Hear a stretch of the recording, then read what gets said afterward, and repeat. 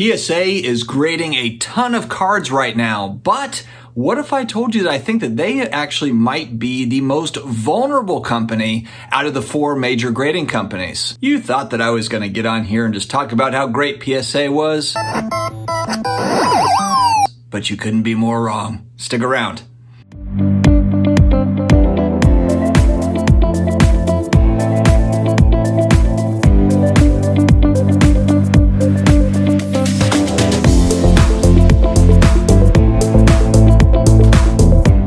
Hello to all my sports card collectors, investors, all of my collectibles friends. We are back again. It is another card video. Thanks very much for joining me here. Guys, if you're new here, hit that subscribe button, or maybe you've been here for a little bit, but you haven't decided to commit yet.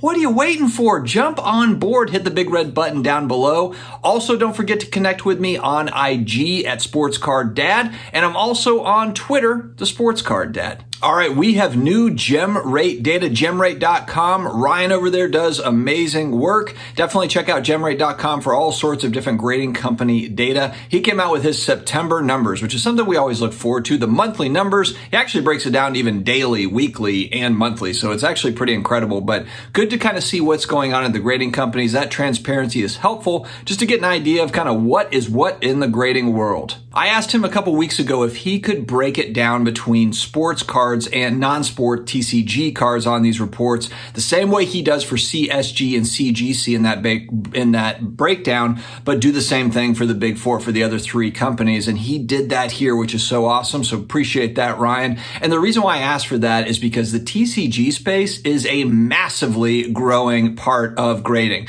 So I think when you're looking at the numbers, when you look at, wow, PSA did 1 million cards, it would be nice to know which ones were sports cards and which ones were Pokemon, TCG, and all that other stuff. Because for sports card people, they don't necessarily care as much if there's not, crossover. If they're not also collecting Pokemon, they might just look and say like, man, PSA graded 1 million sports cards. Well, that's not really the case. TCG has really become a huge part of PSA's business. Let's speak to that. So the numbers break down for September. PSA graded 773,000 sports cards, 310,000 TCG or non-sports cards, SGC 65,000 sports cards, 4,000 TCG non-sports cards, Beckett at 42,000 sports, 21,000 non-sports, CSG at 23,000 cards, and 67,000 cards for the CGC side of things, and gives them 90,000 cards in total. So PSA over 1 million, SGC at 69,000, Beckett at 65,000,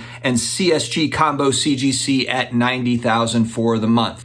Now, I've said this before, I think that this is the last month of kind of the funny numbers data. What do I mean by that? Well, PSA has had a massive backlog for a long time, and there's many people that have speculated on when the backlog is ending and over and all this stuff. I think that the backlog really kind of ends with these numbers, maybe a little bit into October, but what I mean is kind of that old backlog, that old business that we talk about, and I think that it's actually done here as we move into October. So I really very curious to see what October looks like for the PSA numbers, really for all the companies, but PSA is really the one that's had all of that kind of old sales numbers included in their new sales numbers, essentially. It's the sandbagging thing. They just had a massive backlog, whereas all the other companies do not have a backlog. So why do I think that PSA could be the most vulnerable out of all these companies? Well, let's talk about that. So PSA, obviously they're grading 1 trillion cards, but they have massive overhead that the other companies just simply don't have. Of course, I don't have a look into all their books. I can't see all the companies and what their debts are and this and the other thing. But what I do know is PSA's got a lot more employees than the other companies. They have other buildings. They've got offices in various locations. Nat Turner and his group paid almost $1 billion for this company, and they put in another, $40 million, and then they got more investment, another 100. They've invested hundreds of millions of dollars, over $1 billion into this company. And yes, granted, they're profitable, they're doing their thing, but there's a lot of people that need to get paid. A lot of people that need to get paid for PSA collectors, whatever. So PSA really needs to be grading a ton of cards. They need to be authenticating a lot of autographs. They need to be doing all of these these things. Do the other companies need to as well? Yeah, of course they do. And you can say like, oh man, PSA just grading like 10 times, 15 times as many cards. Yeah, but these are smaller operations. I think that these other three companies have done a really, really good job. I look at PSA as the empire, and I look at SGC, CSG, and Beckett BGS as the rebellion. And why is that? Why do I feel like that? Well, the reason why is because PSA grades 10, 15 times as many cards as these other companies, a lot more cards, but do they have superior grading? Do they have more consistent grading or just as consistent grading as these other companies?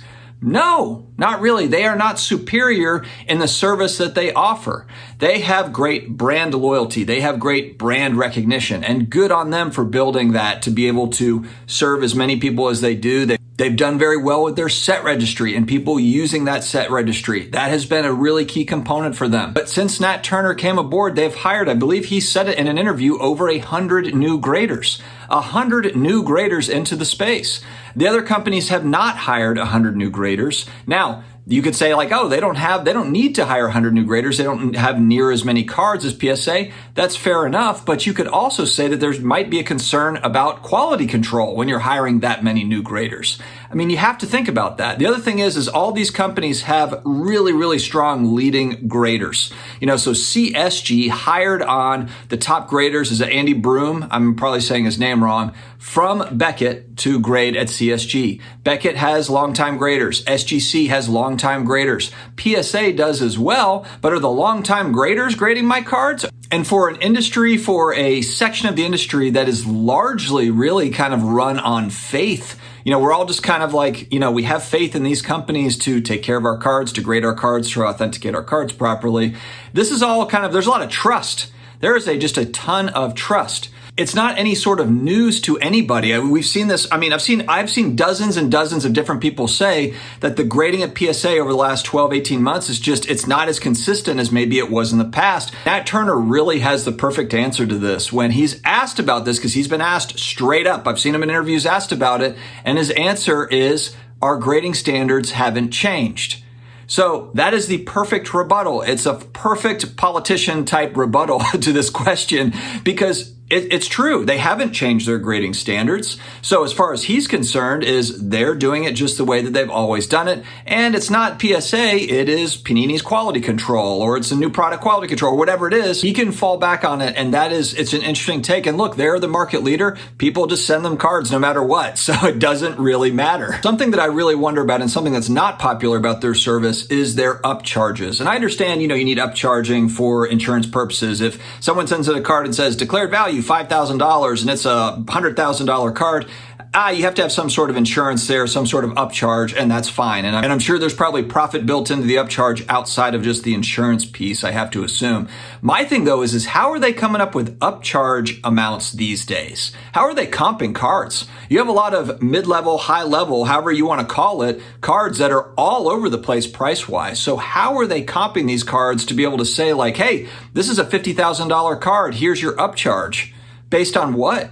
Based on an auction that may or may not be the right, might be legit comp or not. Like, I would think that would be very difficult to do in today's environment, where it's already a really volatile market, but especially right now where stuff is really weird. The market is in a weird spot where you do have higher end cards that don't sell that much. It might have been $80,000 2 months ago, and it's $20,000 this month. We're seeing it all the time with, alt auctions, PWCC stuff that was selling 6 months ago for this. Now it's this. PMGs. How are they valuing those? What? That was literally like a six-figure. You have a six-figure PMG that's now what, 10,000 or whatever. I mean, it's crazy. Like, how do they figure out the upcharges on that? And maybe there's a good answer. But I would just think that right now, I would not want to be the person that is trying to figure out the comps for the upcharges. It seems like that would be a tremendously difficult job right now. And so one Instagram account that I like to follow, Simon466 Cards, he had really a great post.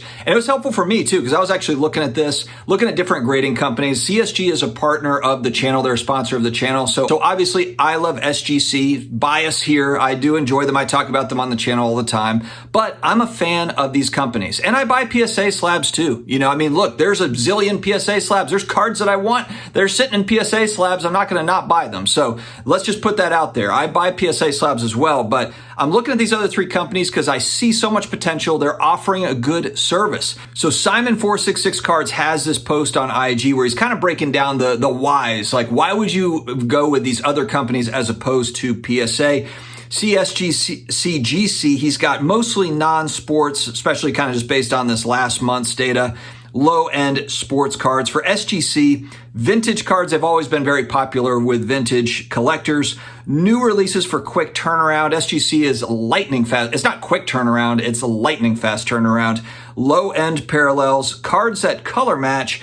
I would also add in autos. So I really like kind of that 10 auto grade that you automatically get if it auto grades a 10, and then you get the card grade along with it. So if you like the tux, and look, there's some people, they just don't like the slab. They don't like the look of the tux. Personal preference. I totally get it.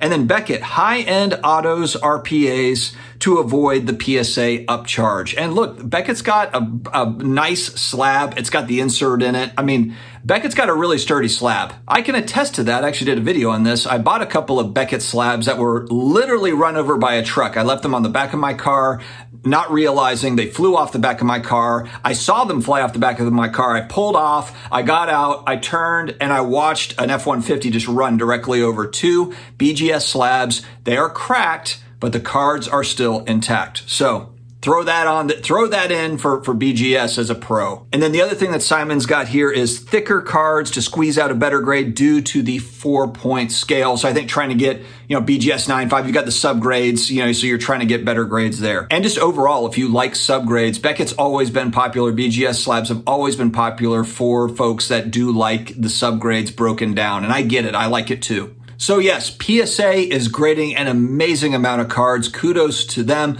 Kudos on the reputation that they have built. But let's also just keep in mind that this is a company that needs to grade a lot of cards. I think the price points are going to get more competitive. And then I think it's going to boil down to brand loyalty, to be perfectly honest. I know I've looked at different polls. I've taken polls too as to why do you grade a card for preservation, add value to the card. The vast majority of the answers are to add value to my card. And then I've also seen other polls where, price is the number one, as far as grading. We want the lowest price. So, is that a shock to anyone? We want to pay the lowest price to add the most money to our cards. And so over time, as I think that people start caring more about the cards and less about the slabs, I think that resale gets really, really tight. I think that price points get really tight as far as like, do you want to pay $12 for this company or $15 for that company or $18 or whatever it is and wait for this long or that long? It's going to be minimal as far as that goes. So I think it's going to boil down to brand loyalty because honestly, I think the price points are really going to be very close. And now they're not that off right now, frankly. The price points are fairly close. Could they come down another $5, $10 or whatever for every company? Maybe, possibly, but we're already kind of getting there to where these price points are pretty close between all the companies. And I think that brand loyalty is really going to play a key part moving forward. All right, guys, let me know your thoughts in the comments. What did you think about this data? What do you think? Actually, put this in the comments below. I'd be curious on your thoughts. I'm going to guess that next month, because my guess is that the PSA backlog is completely done and now we're just working on actual new business that they've been getting after the national and all that. I think that PSA is going to total somewhere between 650,000 cards and 850 million cards. Somewhere between 650,000 and 850 million cards next month. 850,000. I think it's going to be less than a million because I think we just knocked out that backlog. I think October data this next month, I think is going to be a big one. I could be wrong on it, but that's going to be my guess. They're going to come off a little bit. And then my other thing too, I've said this before, TCG is the biggest market for growth in my opinion. When I hear Pokemon printed 9 billion cards in a 12-month span, last year or something? When I look at the numbers on the companies and how many are grading the TCG stuff, PSA is way ahead of everybody else. But if I'm running any of these grading companies, I am dead focused on figuring out how to get more of these TCG people grading with my company. So I'm just looking at those numbers and thinking about that. But anyway, guys, throw in your guess for next month. How many cards is PSA going to grade in total next month? I'm saying between 650,000 and 850,000. That's That's my guess. But let me hear what you've got to say, and let's see how it looks next month. We'll go back to it. We'll come back to the video and we'll take a look at it. Stay healthy, stay awesome, and I will talk to you again later.